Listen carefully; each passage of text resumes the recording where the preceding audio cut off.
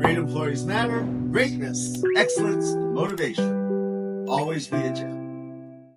Hello, everybody. Welcome to this week's edition of Great Employees Matter, the podcast that focuses on employees, helping them learn how to go from being average to being great, and working with employers to teach them how to identify, nurture, uplift, reward, and celebrate their most important asset, their employees. This week we have the good fortune of having Dave Garris. Mr. Garris is the president of the HoldFast Foundation here in Las Vegas.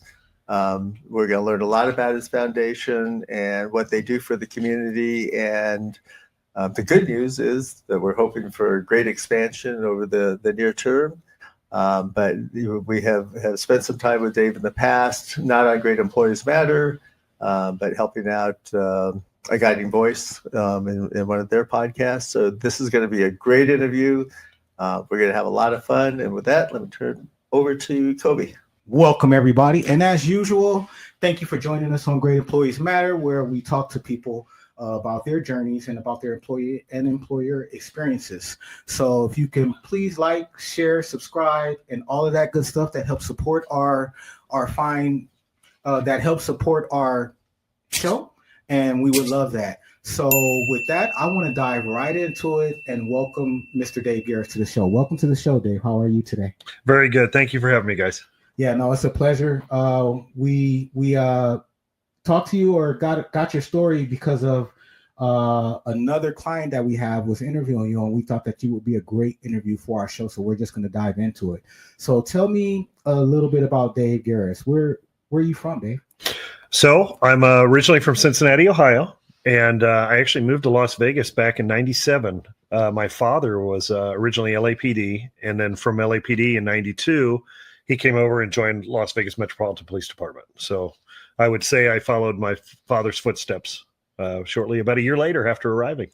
That's great. So you came to Vegas following your dad's footsteps because of law enforcement. Tell me a little bit about your experience in law enforcement. Absolutely. So I joined the police department in '98. Prior to that, I would actually say it was my brother. I'm the oldest of three. My middle brother, Rob, actually was the destined to be the policeman.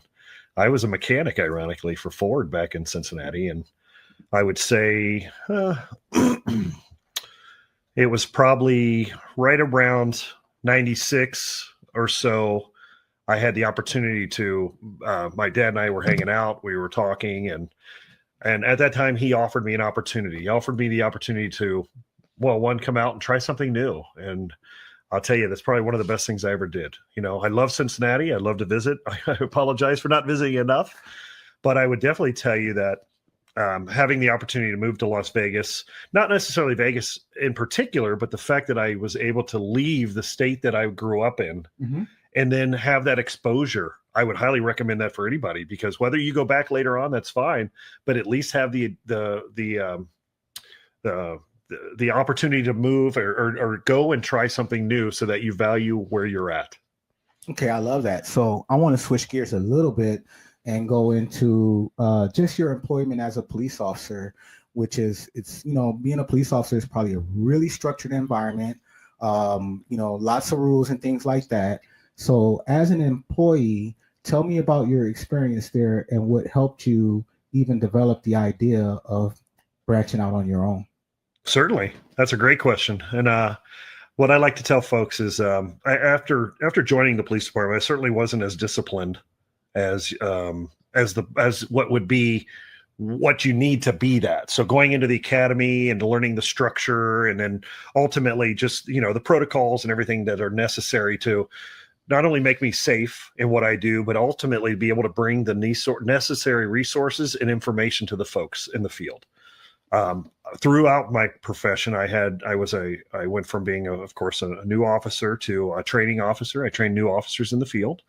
From there, I went to traffic. I did 4 years in traffic.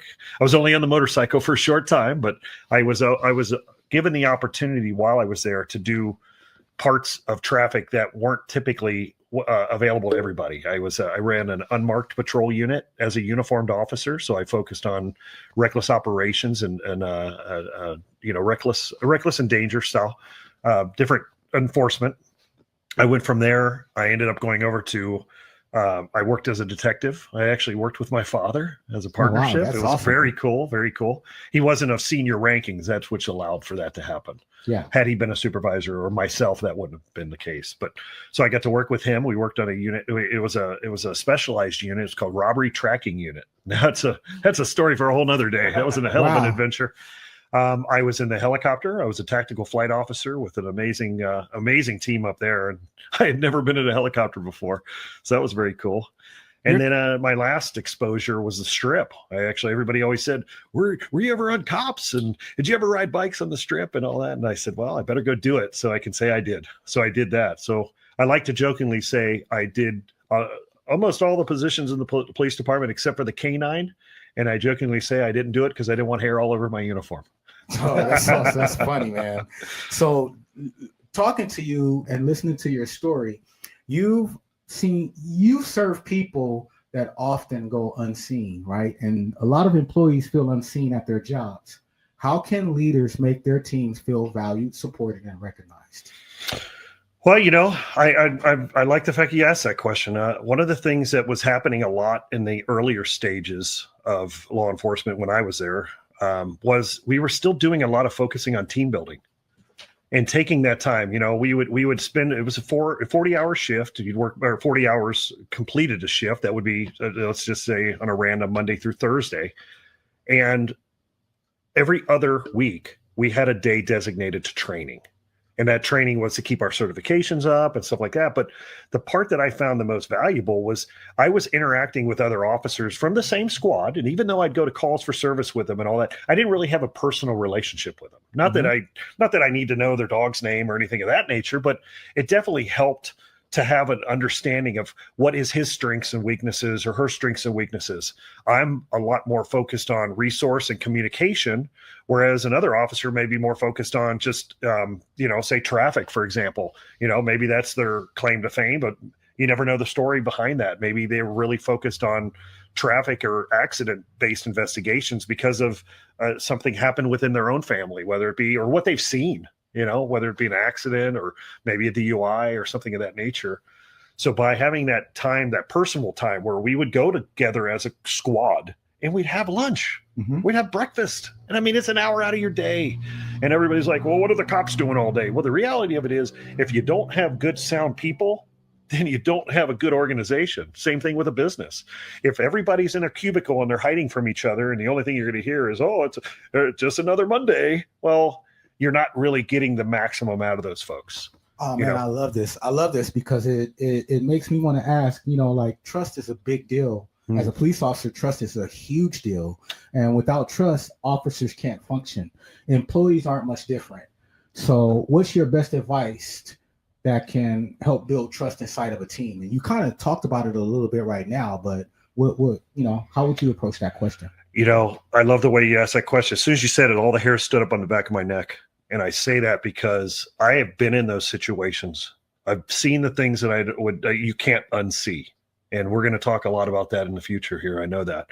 But with that, by having the people around me and knowing their capacity, their capabilities, if somebody is going to be somebody that may not necessarily be the person that's going to go to ground with me if we're fighting with somebody, I need to know that. Because I need to know, and I was unique in my position because when I moved out here, I didn't know anybody. So I joined a police department. I went through the academy with the folks that I worked with, and I got to know the people close to me. But we had 124 people in my academy. It was one of the largest academies at that date. Now, what they've done, who knows, right? Now they're holding academies all the time. But I only got to know those folks, but I very minimal, And then getting out into the street, those aren't the same folks all the time. For the first 18 months or so, I may be interacting with the same officers, but you change an area command, and now you're coming across new officers. And I don't, understanding what are their powers, what drives them. And when having had that team building experiences, whether it's paintball or, going and doing, house sweeps or whatever training levels that we were doing on those team building days, gave me a confidence and a comfort to know, okay, this guy can be the guy I can follow in through the door. And this is what his reaction is going to be. Whereas mine may be totally different. Mm-hmm. So having that understanding definitely made that team or that cohesion work so much better. Nice. Well, this is going to be my last question to kind of segue Jimmy in, and it's regarding communication. And in your world, communication can save a life. Absolutely. In the workplace, communication can save a culture, right? What can employees do to communicate better during stressful and uncertain moments? Plan. Talk prior to. Briefings and debriefings are very, very valuable. It doesn't have to be a police or a military style structure when it comes to that debrief. But if you sit back and you say, okay, today we're focusing on this, and this is this is what we hope to achieve, excuse me, by taking that moment to kind of get everybody on a similar page. I would never expect that we're all going to follow the same path. As long as the beginning and the end ultimately have we're going to reach the result that as a team we've decided to reach. Now, can that be dynamic? Absolutely. Things are constantly changing and having the flexibility, but when you know the direction, or like I say, map, you can sit back and you can kind of coordinate to get to where you need to be as a group. And that was huge. And then also being self-aware and have enough self-confidence in yourself that you're willing to take that critique. At the end, we were sitting back and we want to high five and we caught the bad guy or whatever the circumstances were. We solved the problem, but being able to slow down long enough to say, where did we find deficiencies in that, and openly communicate them so that we can learn from it. Maybe next thing you know, that same guy that might have just been an officer becomes a sergeant. And having had that exposure that we had and the experiences that we had together, you hope that carries on to their part of the position. So you're not just building your team and giving them direction, but you're setting them up for success in the future. Oh, I love that. Love that. Jimmy, take over. I have a couple of employer related questions before I go into talking about your passion. Yes, sir. One of those is I think that you were in a unique position, or I surmise that you were in a unique position as a new officer training person, right? So it's unique in that you had that ability to take somebody that is just as green as they can be. They're just getting onto the force, and you can actually mold their future by your effect on their mindset regarding their job, right? How they deal with the general public, how they deal with perps, how they deal with traumatic situations, all that type of stuff. So that put you in a very influential and unique position. Is there anything that came out of that role specifically that helped put you in a position where you are now, where you are so passionate about helping others? You know what? Yes. And maybe I'll touch on 2 points on that. So the first part, when it came to training and having had not, been the cop running around playing cops and robbers, I was in a position where when I'm a young officer now, think about it, 21 to get on, 22, I graduated 22, I got my birthday at the end of my academy. And then next thing you know, I'm 22. And then 3 years later, I'm a training officer. So what gave me a 25-year-old officer any more knowledge than anybody else, or maybe lack thereof, to be able to truly benefit that new officer? Well, I was an older brother, I was a son of divorce, different things in my life had already set me up to seek knowledge so that I wanted to constantly learn. So a great example is I used to take my trainees over to the smoke shop. And you want to talk about freaking out the smoke shops, right? The cops come walking in like, oh, wait, why are they here? But the reality of it was, if I sat back and said, this is a grinder, or this is a pill tab, or all these different devices, a one hitter, at that time, marijuana was a big deal in Vegas. It was a felony to have a seed. So if it's a felony to have a seed, well, what do you think the officers are looking for? Everything. Well, if I'm going through a car or I'm going through a house in a search or a warrant or something of that nature, or maybe just through a basic observation or a Terry stop, I see what's called a grinder. and I don't know what that is, well, then it's just another toy to me. But by going into the smoke shop and having them show us, like, please show my officer this, show my officer that. Everybody remembers going into the 7-Eleven and you see the little rose in the glass tube with the little cork on the top. You remember that? It was 7-Eleven. Yeah, the 7-Eleven. It was just a little swag thing, and everybody thought it was a cute little rose, and I'm going to give it to my girlfriend. But the reality of it is it's a crack pipe. Right? Yeah. So when all of a sudden you learn that, you're like, well, wait a minute. So 7-Eleven's selling crack pipes? Well, no, they're selling little roses. So if my officers don't understand these little things, or for example, another one, and do a real quick one, I used to pull up in the middle of the median on Tropicana, just east of the 95.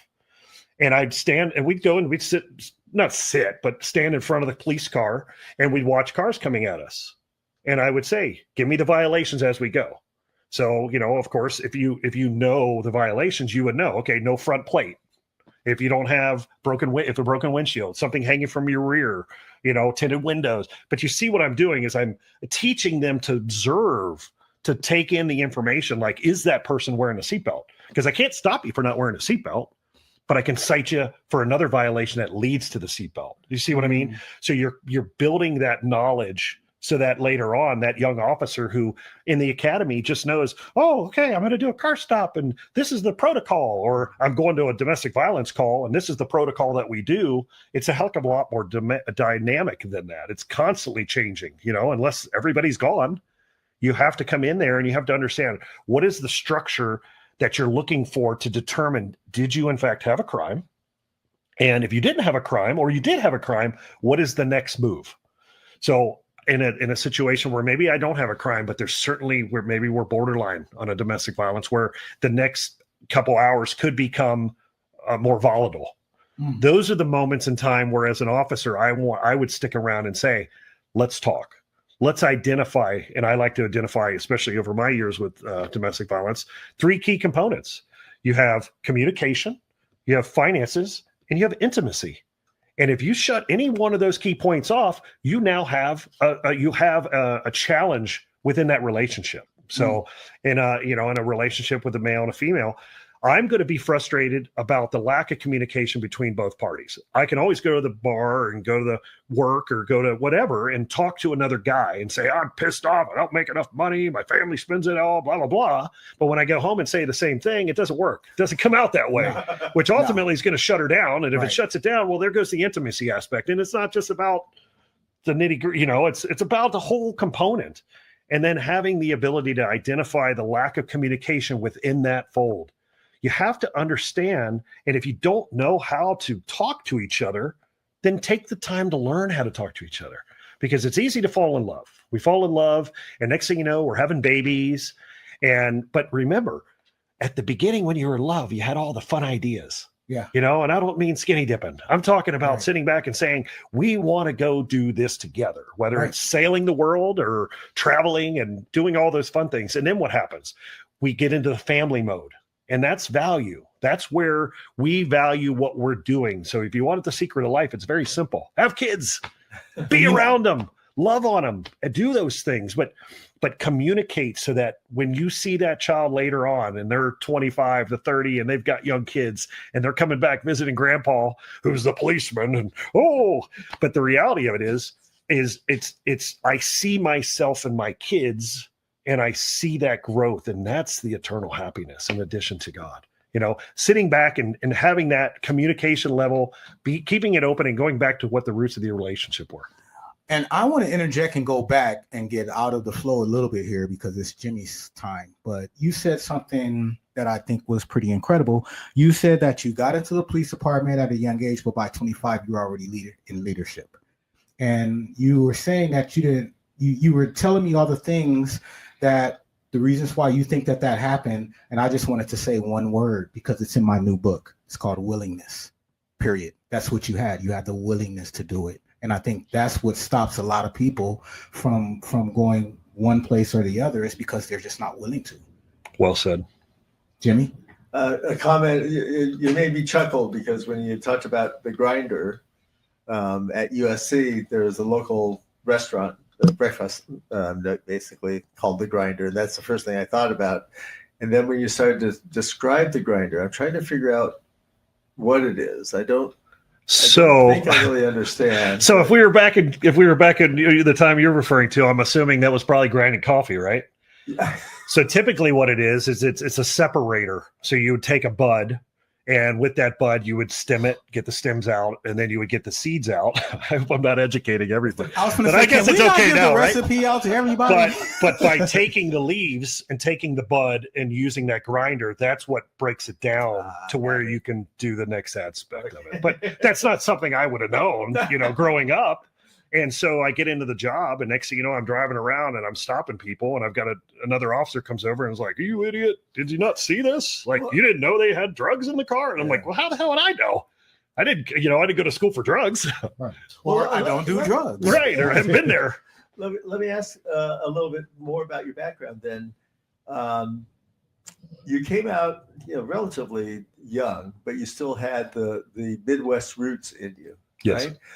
Did you find a significant difference coming from Cincinnati to Las Vegas with regard to policing? Did your father tell you that the world was different here?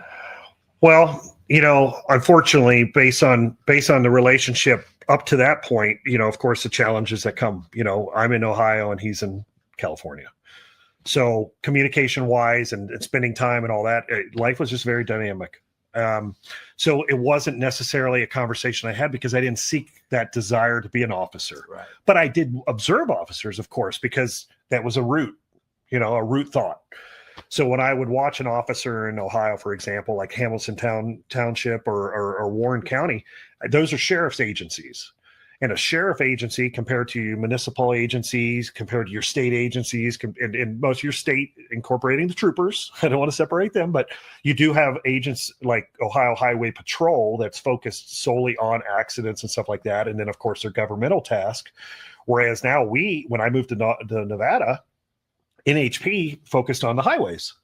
But as you've seen, as now they're going more to a Department of Public Safety, to where they're incorporating other aspects, encompassing maybe things that we do as a county, because Metro is actually the county sheriffs merged with the city of Las Vegas.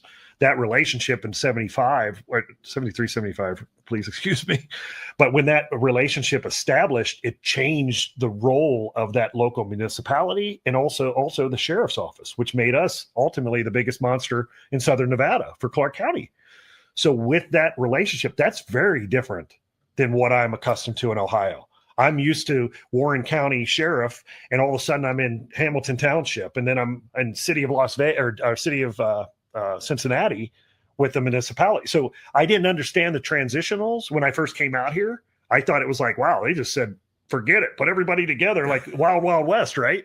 And make it happen. And now that I'm here and I've had experiences growing up on the good side with the officers in Ohio, but then coming out and becoming an officer myself, I understand the challenges when it comes to resource understanding, communication between agencies, resource development, such as, we're the rescue unit in Southern Nevada. We have the SARS, the search and rescue. We have the helicopters, whereas everybody would assume that would be the fire department.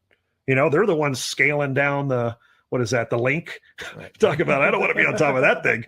But having that understanding of the different roles that the agencies play together really helped in now molding that on concept of how do we collaborate better.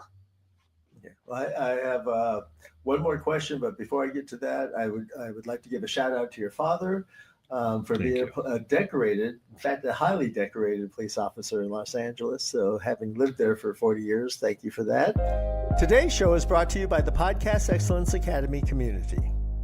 Whether you're starting your very first podcast or looking to grow and monetize an existing one, the PEA community gives you everything you need: weekly live trainings, step-by-step resources, and a supportive network of podcasters and business owners. Membership is just $20 a month, and it's packed with tools and strategies to help you succeed. Join today at podcastexcellenceacademy.com. Thanks again to the Podcast Excellence Academy community for supporting today's show. The next question before I turn it over to Lloyd is developmental. So I know that you're faith-based. Have you always been, or did something happen in your life that sent you in that direction? It's a good question, Jimmy. So growing up, I went to Catholic schools, but that's predominant in Cincinnati, where I grew up. So if anybody from Cincinnati or Ohio knows Kings Island was the area I was. I lived near Kings Island, and then south of. I wasn't in the city of Cincinnati, unless I was going to a football game, right? But other than that, sorry, Faith-based. Yeah. So having come out here, so I grew up in Cincinnati. I went to Catholic schools. I actually went to Archbishop Moeller High School. So all the way from grade school all the way through high school was Catholic based. So I knew God, but I didn't. I just knew be good. I had good moral values. I had the desire to help. I didn't want to go out and do bad. The 10 Commandments, the rules. Follow the rules, right? Do unto others as you do to each other. Well, when I came out to Vegas, I of course, as a young man, I get it so consumed with work. I'm consumed with work. I'm doing life and kids and all the stuff that comes with life. So it wasn't that God wasn't there, but it wasn't he wasn't standing in front of me. You know what I mean? I know he was there. It wasn't until I would say probably latter part of 14. I had been in an incident. I was in a shooting. And ironically, my father, after all those years in law enforcement, especially with LAPD, never in a shooting, comes out to Vegas and gets in a shooting. And mind you, this is a cow town. It was casinos with a whole bunch of cowboys, and cowboys know how to drink. And I'm not saying the cowboys are the shooting, but I'm just saying the mindset of this. It wasn't a city; it was more of a rural area that grew very fast. When I got here, it was about 250,000 people. And now we're I think 3.6 or 3.8 million people. I mean, and that overnight. That's a big difference. It is. And so he had, like I said, he went through a shooting, and it wasn't 6 months, but it was damn near it. I was in an incident, and it was a suicide by officer. And I'm telling you that nobody wants to ever go through anything between that. And then of course my exposure as a traffic officer, which was a position I went to after the incident. I was now seeing things that, whether it be suicides, whether it be accidents where youth are killed or anything. When you start seeing the things I call them, the unseeable, like you can't unsee it. When you've seen something that ultimately leaves a mark on your soul. And then and of course I went, unfortunately, it affected me. It cost me a marriage. It cost me a relationship with my child. There was a lot of things that came from it, and ultimately, unfortunately, and I'm very forthcoming, I ultimately ended up getting a DUI because I found my way to the bottle. But by the grace of God, I was stopped. I fell asleep. I was stopped. I was put in. I went to jail, and I went through the whole rigmarole. But I learned during that time that the things that I should have followed up with, like getting the proper help, having the conversations, being willing to share my emotions and things like that. It wasn't until I had hit rock bottom where I was able to rebuild, but I wanted to rebuild on a solid foundation. And the only way I knew was what I knew. And I knew that by following and building a solid foundation, not on bedrock, not on mud, that I would have the ability to be where I'm at now and be so blessed to not have been one of those folks that unfortunately would have taken a life or possibly my own, or have done something that would have catastrophically ended my family's relationship with me.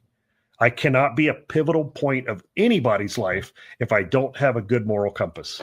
And that's what I learned. So yes, I would not say I knew, especially in a scary situation, I could kill you. I was talking to him and I was asking him for a way out, but it was momentary.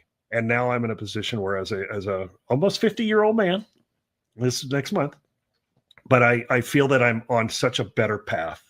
And I really, really am so happy and so blessed to have my family in my life. Isn't it amazing how God can work through us? Right? Oh, it's and we see it. Yeah. I never would have imagined I'd be sitting here having a conversation about anything I did as a law enforcement officer or about what we're about to talk about, right. And having not only the voice, the experiences in life, the trials, the errors, the mistakes, the wins, and being able to take all of that and kind of put it together to where I can kind of at least give folks information, because like you say, we can lead you to water, but we can't make you drink. I just want you to know where the water's at. Right. I'm hesitating because Lloyd, I don't know if you want me to go ahead and go down the path. Yet Dave talking about HoldFast.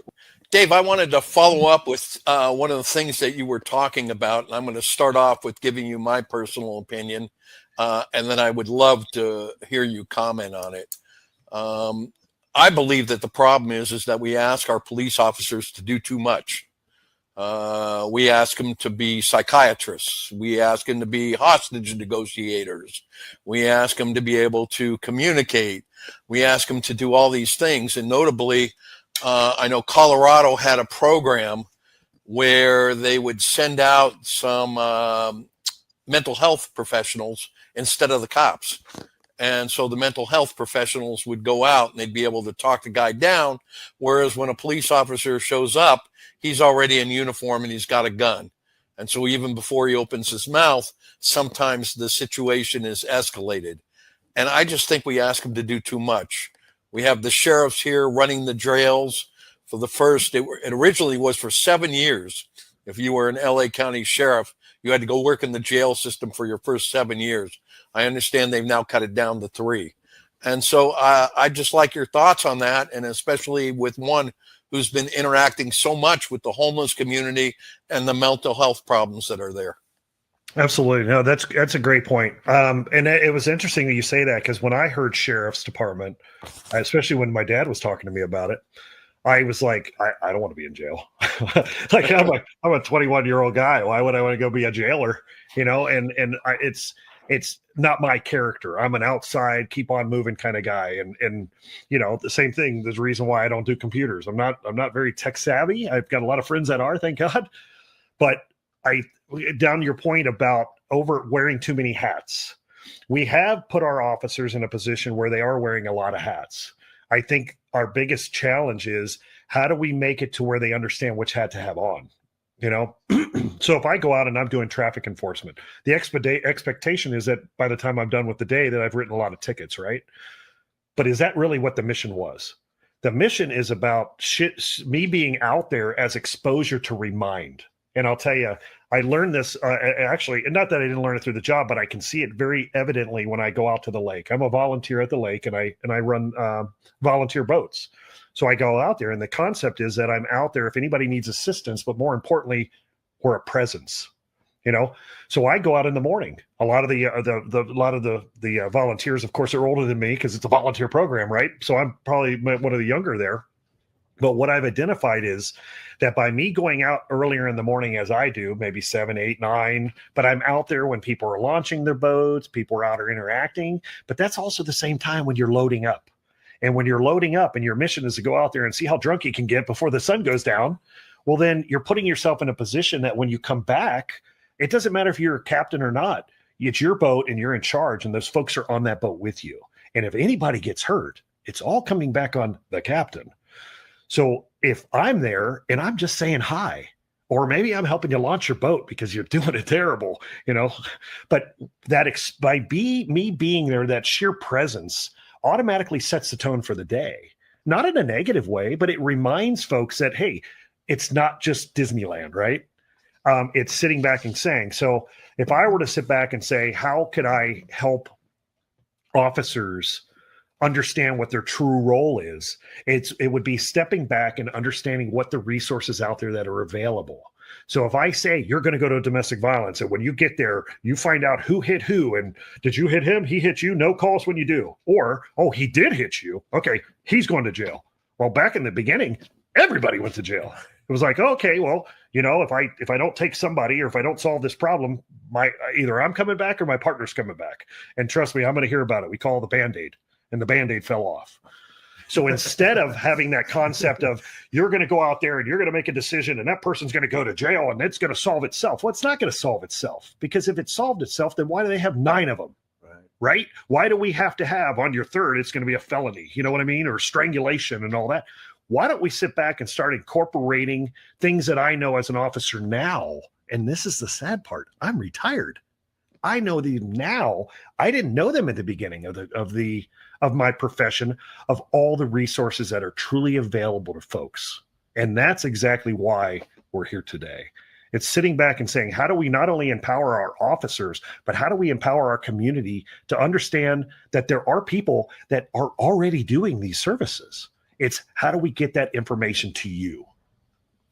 And that's a great segue. Thank you for your question, Lloyd, because this is a great segue into let's talk about HoldFast Nevada. Yes, sir. And why don't you just tell us a story about how you started it, why you started it, who you're helping.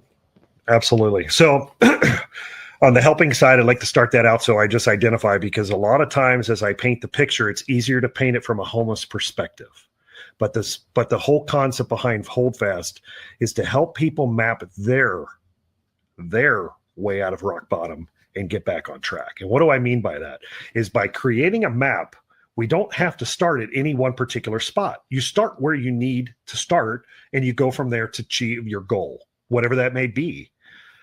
And so as an officer, as a young officer, I'm going to these calls. I'm a passionate person. I'm willing to take that 45 minutes when my partner's saying, nobody hit anybody, let's get the hell out of here, let's go to lunch. And I'm saying, well, if I just, maybe if I say the right thing, like, are you guys talking? Are you working? If you're not working, have you sought out anybody that may assist you in finding work? Now, I say these things now as, like I said, almost a 50-year-old, but as a 22 to 23-year-old cop, it wasn't in my radar. All I know is my expectation is I get there, I figure out the crime, document it accordingly, and take necessary actions so that when I go back to the station or I go to court and I have to prosecute or testify on in reference to that charge, that I'm fulfilling my obligations. We spend a lot of time really building that structure to where as officers that we know, like a car stop, a felony car stop or a high profile car stop is going to require a minimum 2 cars or 2 officers. We're going to have to really plan out, where is that car stop? I'm not going to stop them on a curve. I don't want to stop them in the left lane on the highway. You know what I mean? We have to think about the safety, the protocols, what is the procedure that ultimately is led me to a position to take that dynamic situation and make it stagnant. And then at that point in time, I have to do an investigation to determine what is it in fact that happens. How many times do you think a young officer would be involved in what they think they're responding to this alleged crime, a burglary? And next thing you know, they find the guy, they start the investigation, and next thing you know, they end up down a whole different path. And then at the end of the day, you look at the whole thing and you go, well, wait a minute, you went to a burglary, but you ended on a fraud. What happened to the burglary? You're right. Or I stopped a car for reckless operation, and maybe that would have warranted that person being taken off the roadway. But I went down the road where they didn't have insurance and the registration was expired and their driver's license was revoked. And next thing you know, I'm over here focused on this and I forgot the whole reason for the original stop. So it's empowering officers or anybody for that matter in a position to truly set out a guideline or a blueprint to say, what got me here? Ask those questions. Why am I here? What direction am I leading to, and what should the overall outcome being, knowing that I always go back and review the beginning, which again falls back into that idea of having a pre-briefing and a post-briefing, having those conversations, but reevaluating and slowing us down. And then ultimately understanding and having folks that come in and say, did you know this exists? If I was going to go in and consult somebody on a domestic violence after the fact, whether it been a violence or not, let's just say a domestic incident. So I respond to a domestic incident and learn, hey, you know what? Nobody has hit anybody. Nobody is causing violence. Maybe people are worked up because that's what happens. Trust me, you're going to be meanest to the people that are close to you. That's just the way it works because we don't know what the other person's going to do, right? We just learned that on the roadways. A road rage turns into a death of a child. Over what? Hotheads. Hotheads. To go where? And most likely, one of those parties was probably in a rush. So get up 15 minutes earlier. Nobody ever says that anymore, right? I got to rush over and get my car. I got to rush over. It's all about what I have to do. But when you slow it down, you realize that a rural Las Vegas and a populated Las Vegas, a crazily big city, whatever you want to call it nowadays, the mindset changes. That's why when you go to Kentucky and you sit on the porch, the day lasts longer. But a day out here in Vegas, shoot, it's almost done, right? Yeah. Shoot. Already. Yeah. So how did that experience, right? Those are life experiences. How did that experience get you to the place where you are actively assisting, helping with mental I don't want to say affliction, even though that might be the right word, but how about resource driven? Okay. So thank you for bringing it back up. I'm sorry, I go on a tangent. So ultimately in 2016, I transferred to the Strip. And when I got down to the Strip, I realized that our officers, the youth of our officers, especially that area command, because most officers, that's not where you want to go. You want to go to the high energy areas. You don't want to be responding to a casino because somebody came in and stole a beer or whatever, or played your machine or whatever. So you're more paper driven. You're just kind of showing up, taking the report. Some goes to jail, some gets a ticket, and move on to the next one. When I got down there, I realized we had a lot of things going on in the Strip. We got people down there selling water. We got the homeless, of course. We have the folks that are preying on others. We've got our promoters, our scalpers, you name it. I mean, timeshare. That's another one. That was a big one with me. And so getting down there and understanding, well, for example, what can I do about timeshare? Well, a lot. I may not be on a criminal side, but I'm able to sit back and work with other agencies like the Division of Real Estate, like the Clark County Business Licensing Division, like Public Works. And now I can identify what would make what they're doing lawful, but more importantly, why do they have to do it? Why does somebody have to go down and beg on the Strip? So with that development, we went from having what we call the chronic nuisance codes violations, and we had it structured to where those were the violations that we cited for, and they went to court, and we actually were working with the courts to a point where I was fortunate enough that my captain was approached by one of our local judges, regional court judges, and she came to us and said, we would like to partner on what was a DOJ grant, and that DOJ grant was for a court of innovation. And it's like, whoa, innovation in court? Well, what does that look like? So, of course, he calls me and he says, hey, based on what you've done with the chronic nuisance codes, I'd like you to come and talk to this judge, find out how we can partner with them and create something. And he goes, sky's the limit. And I'm like, wow, okay, all right, I like this. So I went and I met with the judge. I learned about the grant and I learned about what that court of innovation, what that grant could be utilized for. And it was a typical, specialty courts, maybe creating a domestic violence court or family court or, courts that we have now, but that's how they come about. They come through those innovative grants. But instead we decided, what do we lack in Las Vegas? What do we lack in our area in Clark County? We lack a community impact center.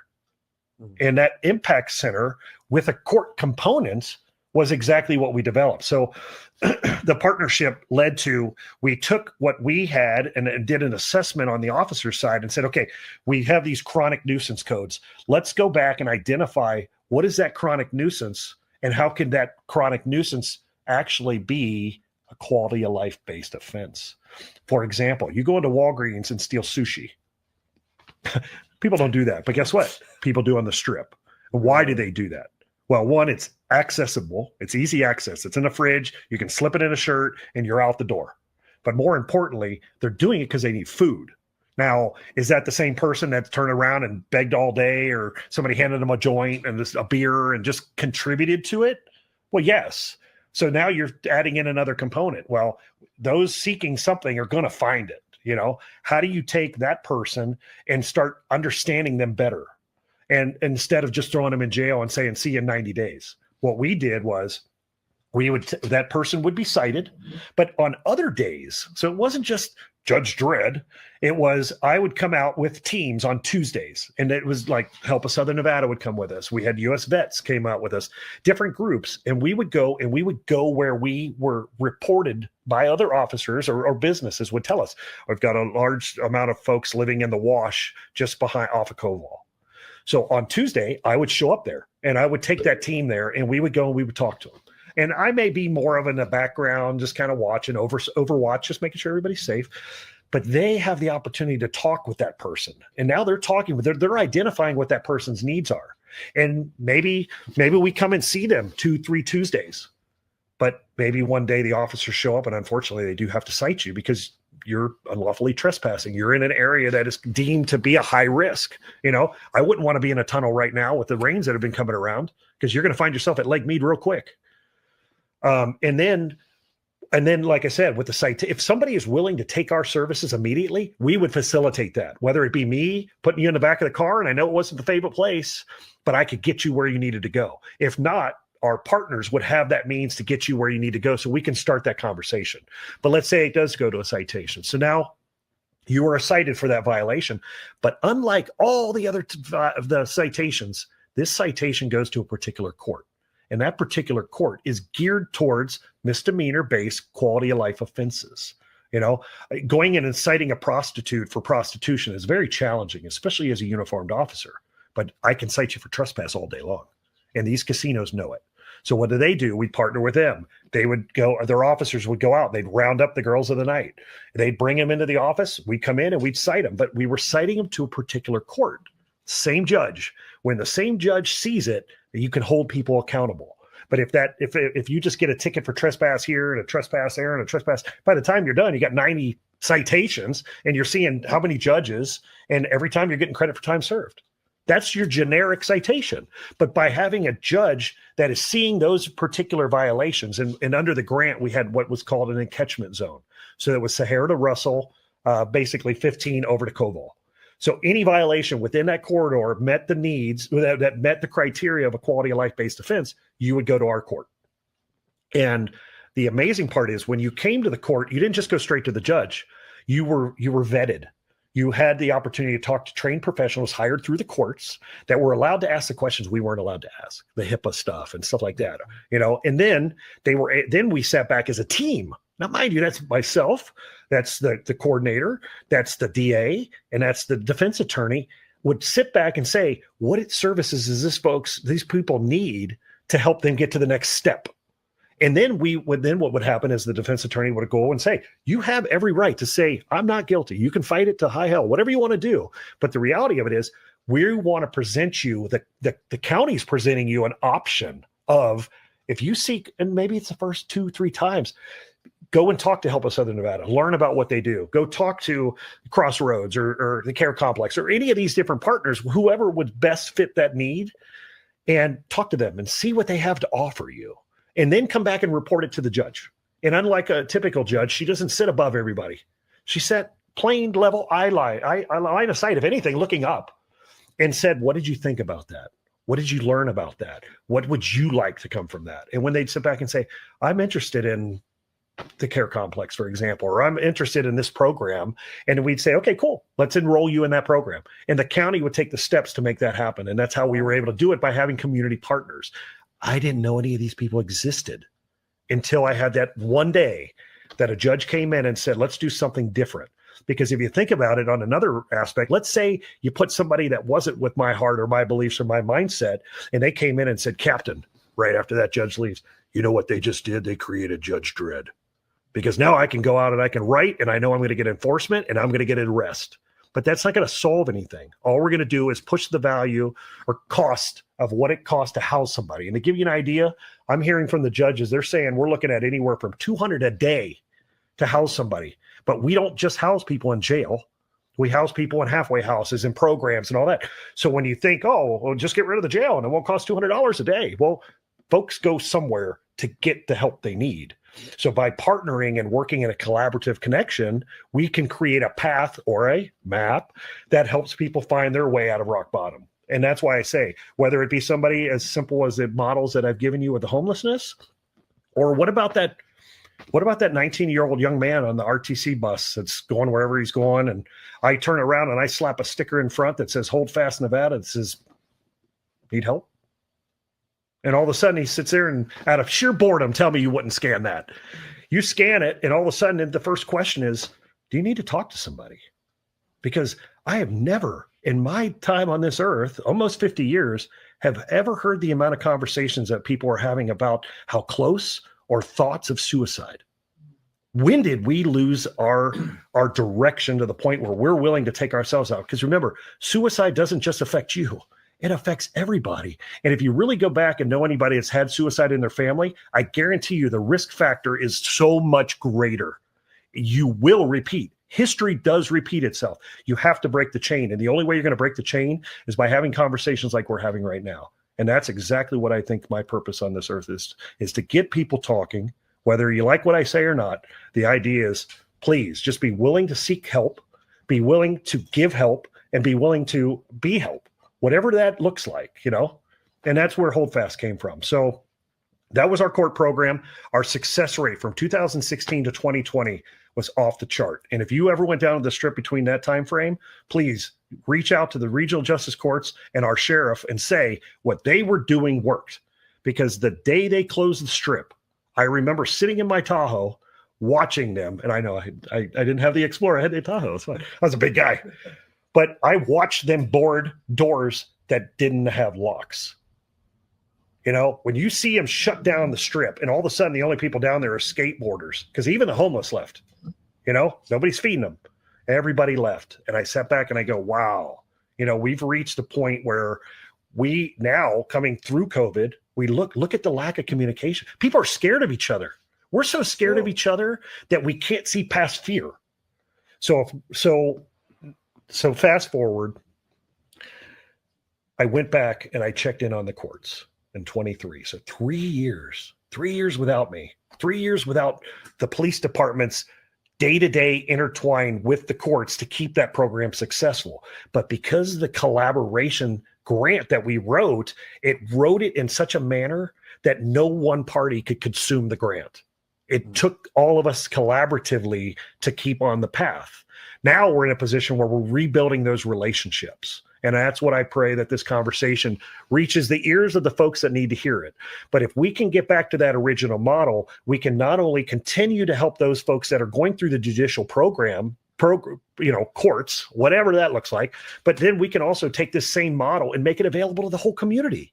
Because if I'm sitting at a restaurant and I hear a young lady talking to maybe her husband or whatever the introduction is, and they sit back and go, I so badly want to help Johnny, but I don't know where to start. Well, as an officer, I would show up and I'd tell you all the stuff I tell you and whatever I thought I knew. And then I'd give you this community impact card, this card that said all these phone numbers on it that, oh, well, here, you need Nevada legal services? Well, just call them. But then you realize that's not how it works. People don't just pick up the phone and call. They need to be shown or talked through or given some guidance. And that's what HoldFast is all about. It's creating that path where I'm creating collaboration between the resources and the people that can help. And if we're all talking and then we empower our first responders, we empower our service providers, our medical, even our outreach teams, or even the place that's going and handing, like the church that's handing out boxes of food. You can only feed somebody every day, but all you've done is enable them. And I say this all the time. I don't feed pigeons. Okay. I'm going to facilitate whatever I can when it comes to water. I've got an amazing partnership. They give me pallets of water and I support outreach teams. So if you're going out and you're talking to somebody in the field and you want to have a conversation, give them the ability to have that conversation. Give them a bottle of water. Talk. The next thing is hygiene. Give them hope. Give them that self-value, make them feel clean again. Because I'll tell you, I've never seen anything cooler than seeing when our homeless folks would come to court, go out, get a shower, because we have a facility that comes and works with us on Tuesdays and Thursdays.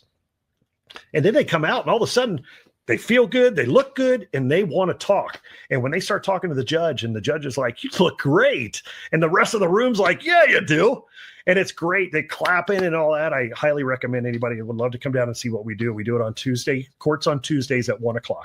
If you want a tour prior to, get a hold of me and I'll meet you. But by taking the same process that we have and then turning around and sharing it with the whole community, now we have the ability to empower people to find a path prior to judicial interaction.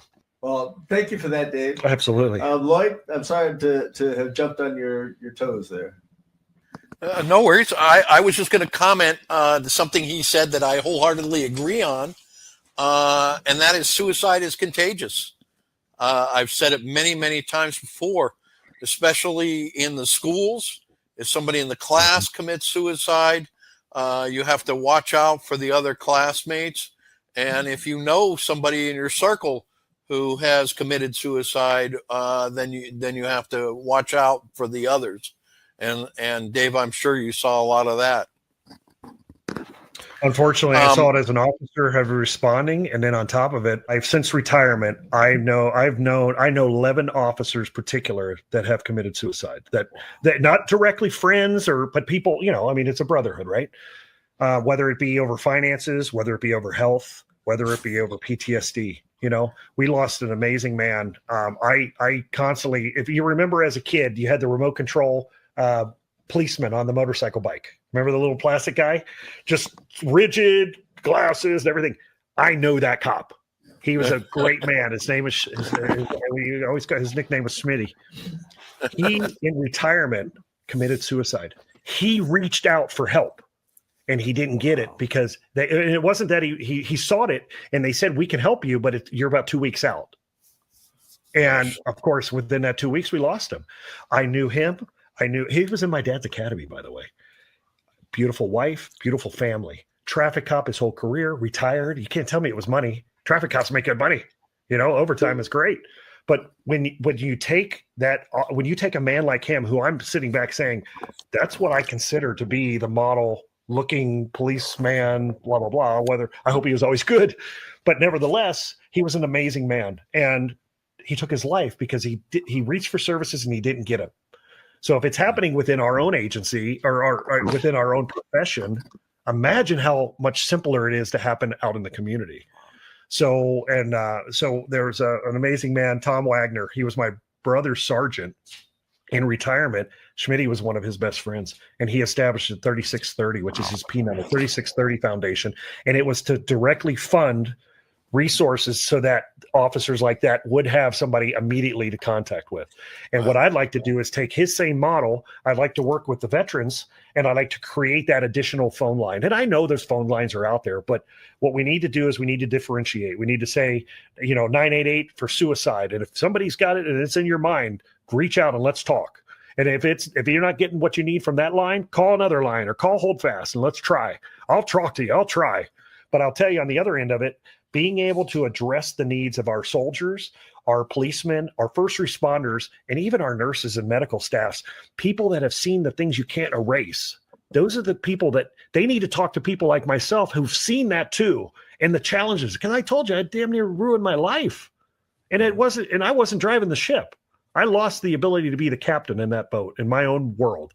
And now I'm in a position where I have that heart, I have the information, and I have the friendships and the voice to talk to the people that are listening.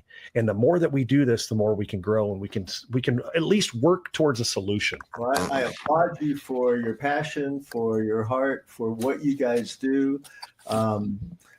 This went by this quickly, right? It always does. I did tell you that we have a shameless self-promotion portion. And if you would share with our audience all that you need to as far as how they contact you, if they want to volunteer, if they want to know more information, how would they do that, Dave? Absolutely. Thank you. So I'd tell you two things. First, I'd tell you, if you want to know more about our court, it's the original name is the Las Vegas Township Community Impact Center. Okay, it's off of Royal Crest. A terrible plug. I don't have the address with me, but it's actually, and then it's known through the court system as the Clark County Impact Court and Impact Center. And so you can always reach out to us there. You can find that online. In addition to HoldFast Nevada, and that's my organization. It's HoldFast, one word, just like the nautical aspect of it, HoldFast. But ultimately, it's steadying the storm. And that's what it's really about, is helping each other work our way through these challenges. Nevada, NV. So it's holdfastnv.com or .org. I got them both. So I'm not going to miss you. You can reach out to us. We have a phone number. It's 833-4HELP-NV. Now, mind you, at this point in time, I'm the only one staffing it. So go gentle. But we are growing. It's been a 3-year process. Come May, it'll be 3 years. My original model was to work just solely with the courts. And of course, you see where we're at. We're getting ready to openly have conversations with the city of Las Vegas, North Las Vegas, and so much more. So if you'd like, please reach out to me. And then, and again, just don't be afraid to seek services, because when it comes down to it, you're not alone in this adventure. And that's what the whole purpose of life is. It's growing yourself, learning, and being willing to put it out there. Because when it all said and done, we can't take any of this stuff with us. All you can do is leave your mark, and hopefully you leave a good one. Amen. Lloyd? Got parting words or questions? After parting words? Yeah, no, I just wanted to say thank you very much, and thoroughly enjoyed the discussion. And, your views align 100% with mine. We've had a situation here where LA has had drug court for years, where they try to get people with drug offenses into counseling and other things instead of in jail. And I think it's great. I started off the conversation by saying I think we ask our police to do too much. And there's so many mental health organizations that are trying to help the people. And yours is certainly at the top of the list. You're not only attacking the symptoms, but you're trying to go after the root of the issue. And it's very impressive, and I applaud you. Thank you, sir. And in addition, so we have the nonprofit side of the fence. I'm also working as a consultant. So I'm working with outside agencies, but ultimately outside states to take the same model of what we've done and duplicate it. Because everybody, whether your program's already doing it, that's awesome. All I want to do is help you plug in those resources and the model to be able to find success. I love this. I think we ran out of time. I think I have a lot more questions. So first, I want to say, would you be okay coming back on our show, maybe a little bit, sometime in the future, give our audience some time to check this out. But I have way more questions to ask you about the HoldFast, about what you do, about what your service is, and about how it relates to employees. So just to go ahead and segue out of this conversation, because we can talk for hours.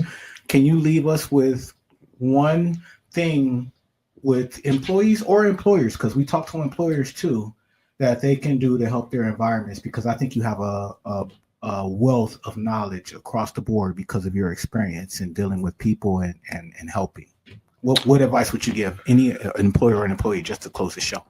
I think we have created our supervisors, and the way that we're bringing about our supervisors is so robotic. It's so textbook. Here's the book, here's the rules, do that. And if you do that, you'll be successful. The problem is you may be successful and maybe you promote or whatever it is that you get to do with the company, but you're leaving behind the folks that allowed you to get to where you needed to be. So if you take the time to listen to folks, take the time to put them in a group, not necessarily in a bass session. I don't need everybody yelling at me about all the stuff I didn't do. I would rather sit back and empower people to share what their take is on it, and then do a brainstorming session to where you can take the most key things that really stood out as a group and then give people focus. And by doing that, you're going to empower not only them to want to be more and really grow, even on the aspect, whether it be an officer or, a guy working at a restaurant, and we sit back, oh, well, the busboy is just the busboy. But the reality of it is the busboy's seeing stuff that you're not, so having those conversations will really open up that. And I believe that's going to be where you're really going to start seeing success, or at least a direction towards it. Well, I really thoroughly enjoyed this conversation, as well as both my partners, Jimmy and Lloyd. So thank you for coming out. Thank you for spending time with us on the show. And to everybody watching and listening, we do these kinds of conversations every single week. Our focus is employees and employers, but the lessons that you learn through people's journeys that have been in everybody's position. Everybody's been an employee, or some people have been employers, but we've all had similar things to be able to, or challenges that we need to be able to get through. And shows like this help out. So please support us, help us, like, share, subscribe. And every Tuesday, we're here. So please come join us. Thank you. Greatness, excellence, motivation. Always be a gem.